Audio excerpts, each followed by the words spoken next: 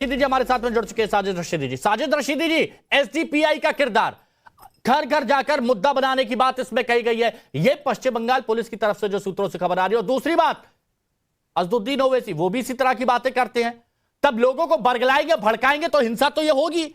आपका क्या मानना है? देखिए, मैं अपनी बात की शुरुआत एक शेर से करता हूं जी। कि तू इधर उधर की न बात कर, ये बता काफिला क्यों लूटा। मुझे रहजनों से गिला नहीं, तेरी रहबरी का सवाल है। सुषमा स्वराज जी ने भी इसको पार्लियामेंट में पढ़ा था एक बार, मनमोहन सरकार के टाइम में। मैं ममता बनर्जी से सवाल करना चाहता हूं, आपने ये कह दिया कि हम इस कानून को लागू नहीं होने देंगे, तो फिर ये हिंसा क्यों हो रही मुर्शिदाबाद? ये हिंसा तो नहीं होनी चाहिए।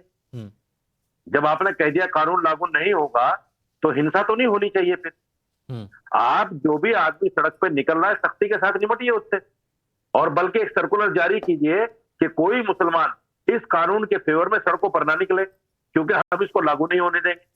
बात खत्म हो गई। आप एक तरफ ये भी कह रहे हैं कि हम कानून लागू नहीं होने देंगे, और एक तरफ सड़कों पे भी निकाल रहे हैं। आपके मंत्री कहते हैं कि अगर मुसलमानों के खिलाफ कानून पास होगा तो क्या हम सड़कों पे नहीं निकलेंगे? सड़कों पर जानबूझकर मुसलमानों को निकाला जा रहा है। मैं बार बार कहता हूं, मैं इस बात के मुखालिफ हूं। आप उन बेचारे मुसलमानों को जो कम पढ़े लिखे हैं, जो बेरोजगार हैं, उनको सड़कों पर लाकर उनके खिलाफ कार्रवाइयां क्यों करना चाहते हैं? भाई, आप उनके खिलाफ केस क्यों लगवाना चाहते हैं? रशीदी साहब, बहुत साफगोई और बेबाकी से आपने अपनी बात रखी, लेकिन आपने कहा कि सड़कों पर निकाला जा रहा है। कौन निकाल रहा है? मैं बता रहा हूं ना, सड़कों पर यही तो निकाल रहे हैं। उनके मंत्री का बयान है, आप देख लो। ममता बनर्जी के मंत्री हैं तौसीफ भाई, आप क्या कहेंगे बताइए? जब ममता दीदी ने खुद कह दिया है कि हम लागू नहीं होने देंगे, फिर उनके मंत्रियों के ऐसे बयान, आग फोड़ने वाले बयान। नहीं, देखिए, ये बात कर रहे हैं मंत्री जी की, सिद्दीकुल्ला चौधरी की।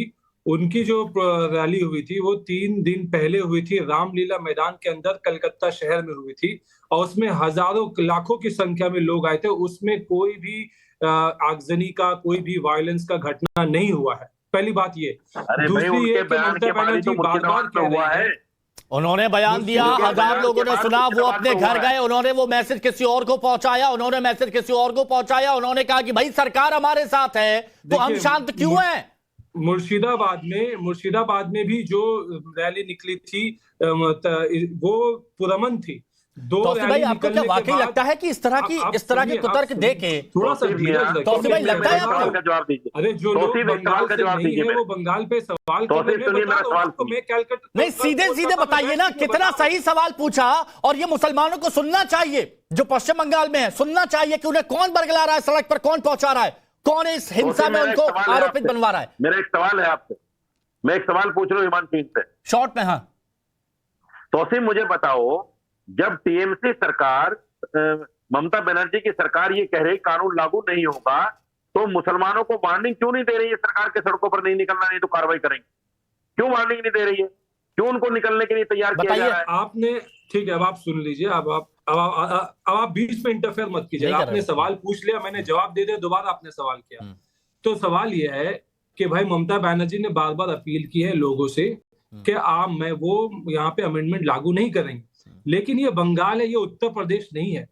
उत्तर प्रदेश में लोगों को डंडा मारा जाता है, बुलडोजर चलाया जाता है, उनके प्रॉपर्टी छीन ली जाती है। बंगाल में कोई जवाब नहीं यहाँ पर।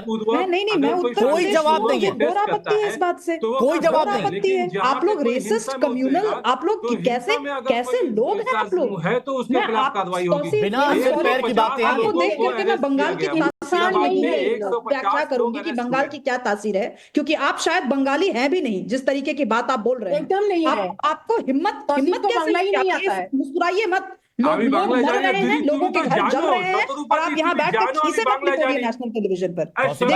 तौसीफ भाई, एक तो मुझे बड़ा ताज्जुब होता है, प्लीज मुझे एक बात कहनी है, मुझे बहुत ताज्जुब होता है कि इतना सेंसिटिव मुद्दा होता है, और इस सेंसिटिव मुद्दे पर अगर कोई गंभीर बात होती है तो आप मुस्कुराते हैं, आप हंसते हैं। वहां पर लोग घर पे ताला लगा के कहां रह रहे हैं, खाने का ठिकाना नहीं है। छोटी सी बच्ची कहती है कि मुझे लगा मैं मर जाऊंगी कैंपेन में। ये छोटी सी बच्ची कहती है कि मुझे लगा मैं मर जाऊंगी और आप हंस रहे हैं। के मुंह से के मुंह पे स्मित मुस्कान हो ही नहीं सकती बंगाली में बात है। इस तरीके की विभत्स हिंसा देख करके किसी भी व्यक्ति की कहा कि बंगाली में बात होनी चाहिए। तो लेकिन खैर मौलाना रशीदी जी ने जो बात कही उस बात पे मैं एक मिनट तौसीफ भाई, एक मिनट देखिए, जो जवाब अगर आप पॉइंट टू पॉइंट नहीं दे पाते तो उसके बाद प्लीज मुद्दे को डाइवर्ट मत करिए, या तो मुद्दे पर जवाब दे दीजिए। प्रदेश के कट्टर चरमपंथी मुसलमानों से इतना डर है कि वो प्रपत्र क्या जारी करेंगे, वो कम्युनिक क्या जारी करेंगे कि आप अपने घर में रहिए।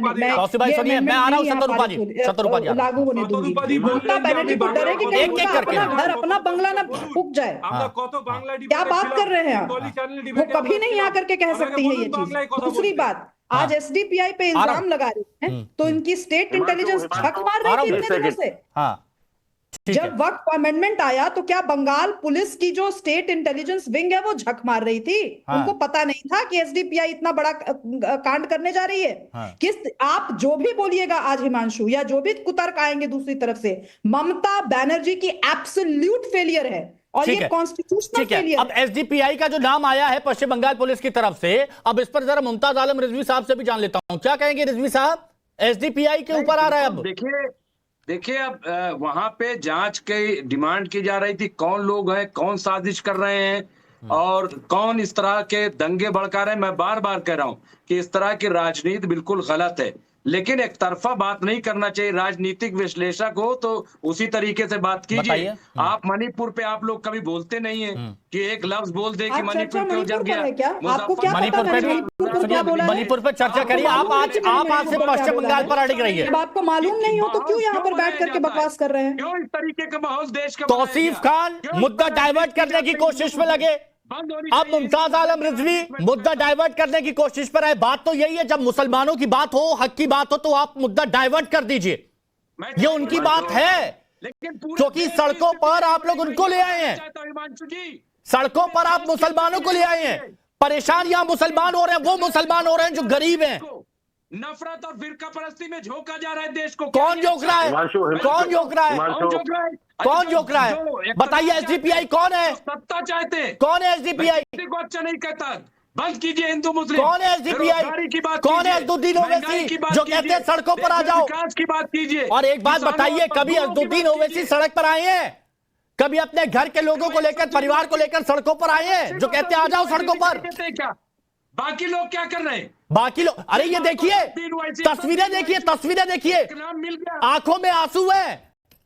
अरे मैं कह रहा हूं कि गलत है, मैं तो कह रहा हूं, मैं कब कह रहा हूं कि अच्छा हो रहा है, लेकिन जब डॉक्टर शतरूपा जी एक सवाल देखिए, लोगों के सवाल भी हैं, डॉक्टर शतरूपा जी बताइए, जब जानते हैं कि पश्चिम बंगाल में इतना सब कुछ हो रहा है तो बार बार राष्ट्रपति शासन की बात आ रही है, केंद्र का क्या किरदार है इस मामले में?